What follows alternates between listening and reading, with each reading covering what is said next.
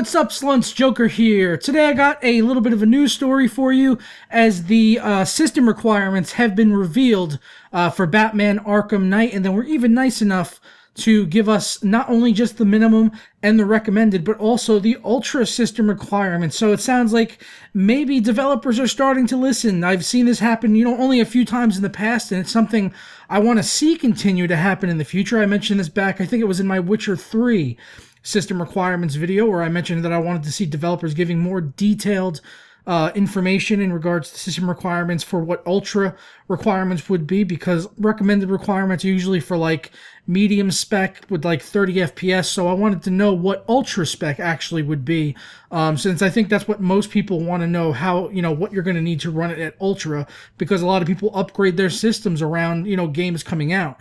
And if a game is recommending, a GTX 760 and they go out and buy a 760 and then they can't max the game out, they're going to be disappointed. So it's good that Rocksteady is trying to get out ahead of this and giving us detailed system requirements for minimum, recommended, and ultra requirements. And Arkham Knight is set to release on June 23rd of this year, so only a couple of months away.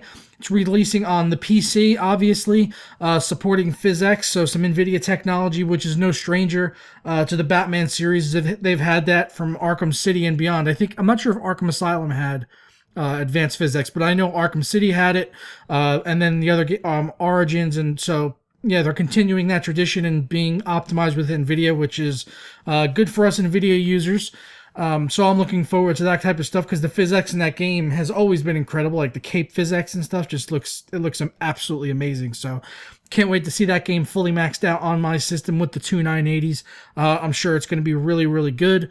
But okay, as I was mentioning, no, it's releasing on the PC, obviously, but also the PS4 and the Xbox One, which is kind of important to note that it's not coming out on the 360 and PS3, so it's only going to be a current gen and PC title, which is good, because they're not going to be restricted as much as trying to limit the graphics and stuff like that to try to keep up with the older systems, or keep down with the older systems, however you want to reference it, really. Because like with Arkham Origins, it kind of felt like it was sort of like the last ditch effort, cash in to try to get one more game out of the old gen consoles on the old engine. So it's nice to see that they're updating this, and they are using parts of Unreal 4. It's not a completely Unreal 4 engine game, but they are using parts of that engine for Batman Arkham Knight.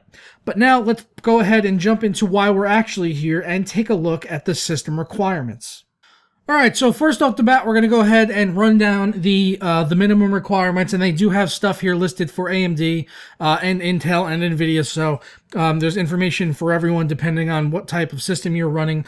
They are saying for an OS that it is going to be a 64-bit requirement for the game, which we're starting to see more and more frequently now, and that's something that's probably going to continue in the future, so if you're not on a 64-bit OS, then you should be. For the processor-wise, they're recommending an i5 750 or an AMD Phenom 2. So chances are, if you're on any type of quad-core, you're probably going to be set as far as the CPU is concerned. 6 gigabytes of RAM actually in the memory. That's quite high for minimum specs, so it looks like it's going to be using a decent amount of system memory, even on the lowest requirements. For the graphics card, they only have the NVIDIA one listed here, which is kind of odd, which is a GTX 660. So you'd have to figure out what's comparable with that with AMD, which I'm not really sure what it is. Maybe I think it's like a 7950 would sort of be comparable to a 660. I'm not too familiar with AMD hardware. I'll be honest and upfront about that. I'm really not, because I've never owned AMD hardware. It's not that I have anything against it. It's just that I tend to go where the higher numbers are, and just looking at benchmarks, NVIDIA's always been ahead of AMD in a lot of cases, and also they've got GameWorks, so I kind of stick with NVIDIA, and you know that on my channel, but it's not really like a fanboy thing. But that's a big tangent and just a topic for another day, and something I don't really want to touch on.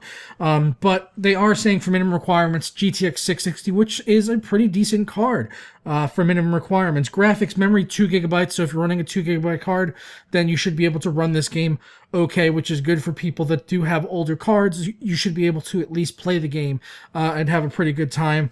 It is requiring DirectX 11, and then 45 gigabytes of hard drive space for the minimum system requirements. Something that actually goes up on the other specs, which I don't know, maybe there's going to be like a high-res texture pack. That could definitely be a possibility, because moving down to the recommended system requirements, the hard drive space says 55 gigabytes.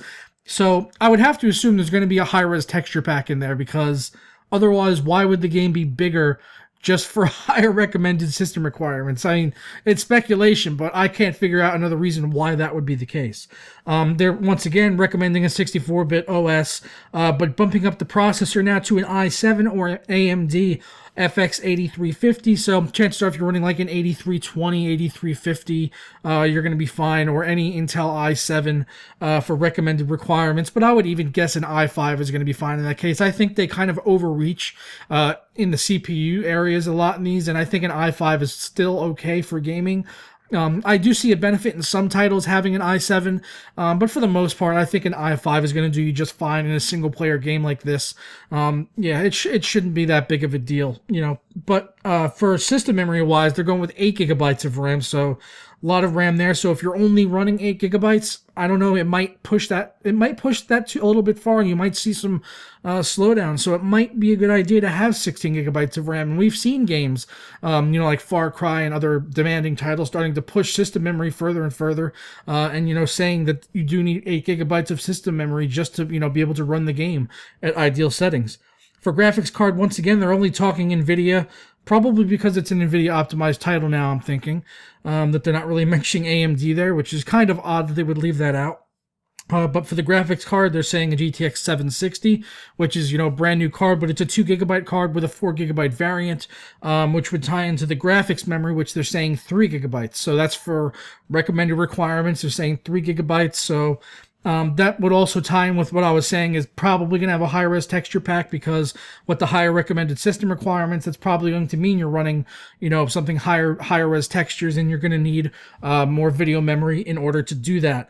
And then continuing along, just still DirectX 11, but the 55 gigabytes of hard drive space. And now let's go ahead and jump down for the Ultra system requirements, the thing that I'm really here for, that I'm excited that they decided to include. Alright, so for the Ultra system requirements, once again, 64-bit operating system, no shock there. CPU hasn't changed at all, still saying an i7 and AMD FX 8350. So, I'm just saying I think an i5 would be fine still there, or an FX 8320 or an 8350 or the 8320E. Any of those, higher end FX series chips from AMD are probably going to be just fine for you. Memory, once again, staying right at 8 gigabytes. Hopefully, if you only have 8 gigabytes, hopefully that is enough and it doesn't actually go over that. Graphics card, they're recommending here a GTX 980 for Ultra system requirements, and that really doesn't surprise me, being that it is going to be a graphics powerhouse. Previous Batman games have really pushed the boundaries of graphics cards, especially at Ultra. When you're looking at things like advanced physics turned on, especially, that stuff is taxing. Like in Arkham Origins, with the snow that had the physics, and it would leave the footprints in it, and indentations as you were rolling around in the snow in combat and stuff. That got really, really demanding, especially as it stayed there over time when you were going through long battles and fighting people. So these games have always been demanding on ultra spec. So seeing a 980 there doesn't really surprise me that at all. I just hope that my two 980s is good enough to run it at 1440 maxed out, because if it doesn't, I'll be a little disappointed. I expect to have to personally still turn down anti-aliasing a little bit, but you never know. It could be really, really well optimized, and hopefully it is. Graphics memory stays at the 3 gigabytes, and then DirectX 11, and the same amount of hard drive space as the recommended 55 gigabytes. So really, I'm just going to reiterate that again. I think they're going to have some sort of high-res texture pack, in place there with the game, because otherwise, why would they be bigger for recommended and ultra spec requirements? But the question is now is your system beefy enough to handle Batman Arkham Knight at Ultra? Do you have a GTX 980? Can you handle it Ultra? Do you believe that you're actually going to need a 980 for Ultra, or are you just going to have to turn off physics and anti-aliasing and you'll be fine, with like a 970 or a lower spec card?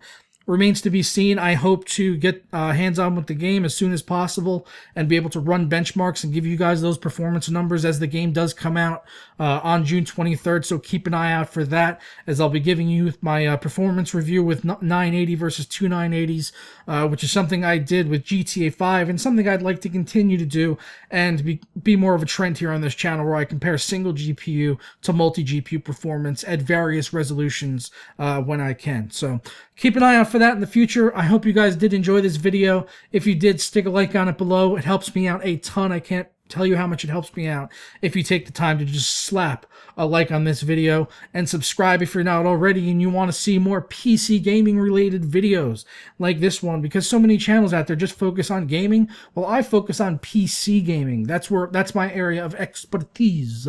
And if you are a PC gamer and you want gaming news that is geared towards you as a PC gamer, then this is the channel that you want to be subscribed to, because I cover it all: hardware, software, what have you. You ask people down in the comments if you're new, and they will tell you that I am the real deal.